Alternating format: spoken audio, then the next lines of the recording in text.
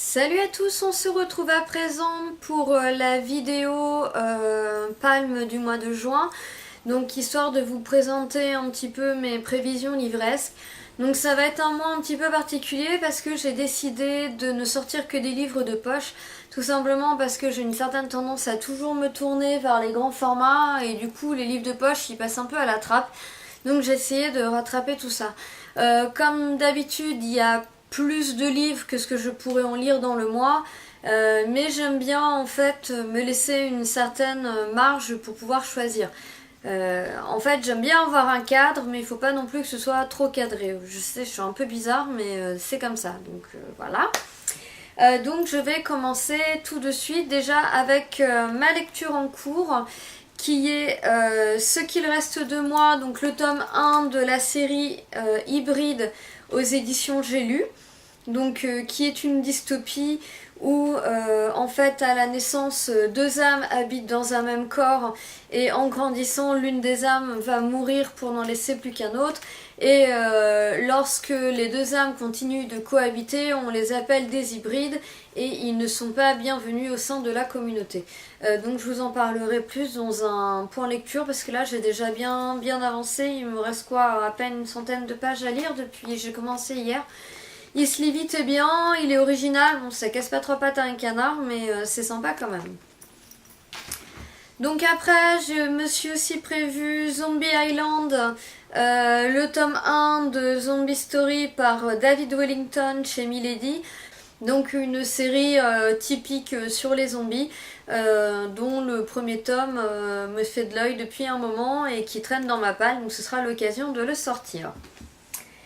Ensuite, j'ai ressorti un Lilith Sankro. Donc Lilith Sankro, elle a aussi écrit les Jill Kismet, elle a aussi écrit les Danny Valentine, entre autres. J'ai lu le premier tome de Danny Valentine qui est très très bon. Il faut d'ailleurs que je lise la suite. Et donc là, j'ai sorti Emma Bannon et Archibald Clare, le mystère du Drake mécaniste. Donc je sais pas, ouais c'est une nouvelle série. J'en sais pas plus en fait, c'est steampunk. Je sais pas du tout s'il y a eu d'autres tomes de sortie, je sais pas si ça a bien marché ou pas. Je vais quand même essayer de me renseigner avant d'entamer ce premier tome, mais ça me disait bien un petit côté steampunk qui me tentait pas mal. Et comme j'aime bien l'auteur, je m'étais dit pourquoi pas. Pour rester avec la même auteure, donc je vous disais, elle a aussi écrit Jill Kismet, donc le tome 1 qui est Mission Nocturne. Donc là c'est plutôt une chasseuse de démons, ouais, d'esprits malfaisants, etc. Encore une fois j'en sais pas plus parce que quand je lis les quatrièmes après j'aime bien au moment de l'achat, après j'aime bien ne pas trop me replonger dedans pour redécouvrir un petit peu le livre à la lecture sans trop me spoiler parce que des fois les quatrièmes sont pas toujours très très subtils de ce côté là. Ensuite, j'ai aussi sorti Chronique des Arcanes, le tome 1, Princesse Vénéneuse de Kresley Coyle aux éditions J'ai lu. Ouais, c'est ça. Donc, c'est les formats semi-poche. Hein, j'ai triché un petit peu comme hybride, c'est du semi-poche.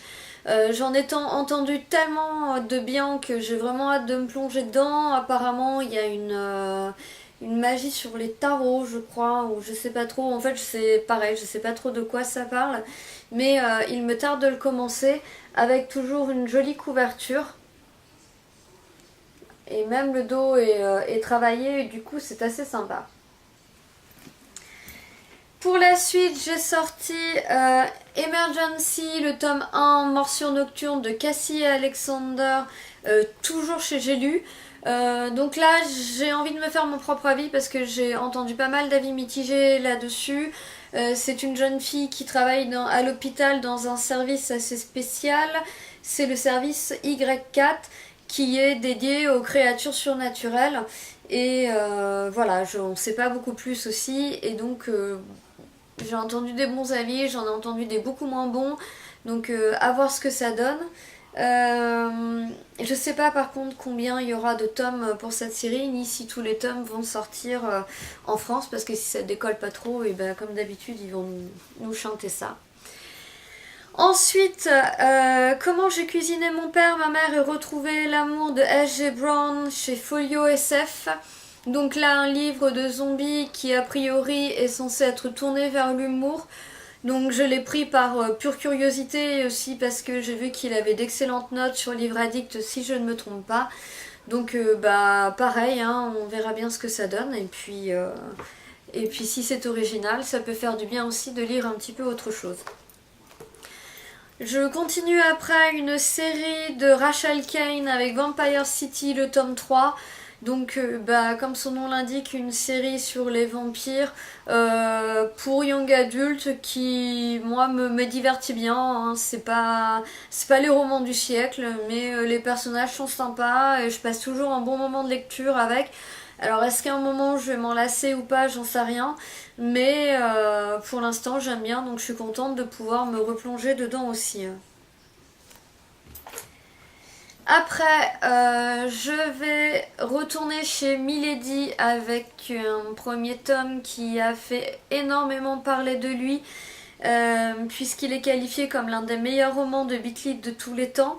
Il s'agit bien sûr de Lettre écarlate, le premier tome de la série Meg Corbin par Anne Bishop.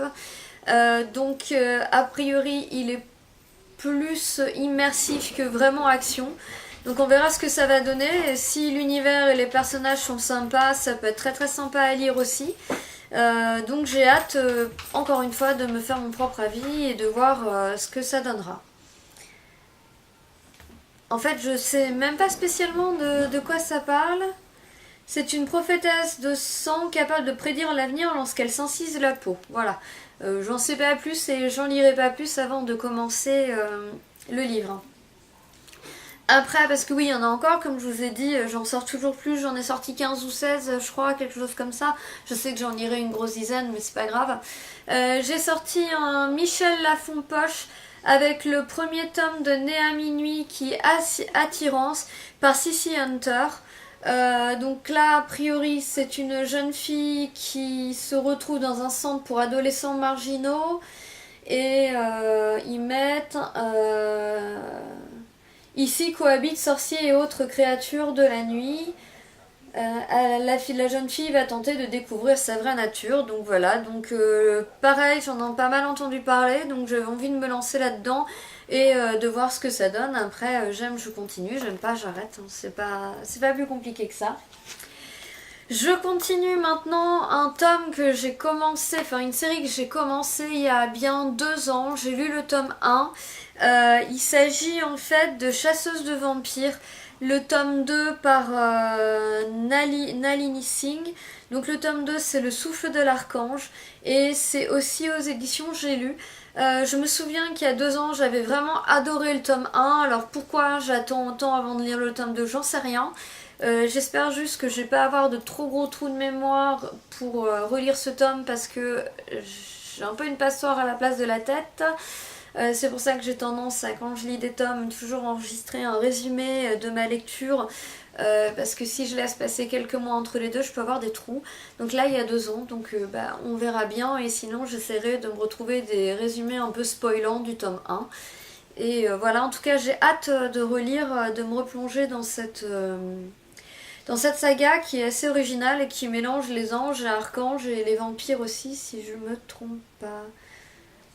Oui, voilà, c'est une chasseuse de vampires qui va tomber sur des anges, ou plus du moins des archanges. Après, j'ai un peu de fantasy avec Pierre Pével, donc le tome 1 des Lames du Cardinal, chez Folio SF avec la super couverture. En fait, c'est l'édition où vous avez une jaquette sur la couverture, ce qui fait que c'est beaucoup plus joli que l'édition sans la jaquette. C'est complètement futile, mais c'est pas grave.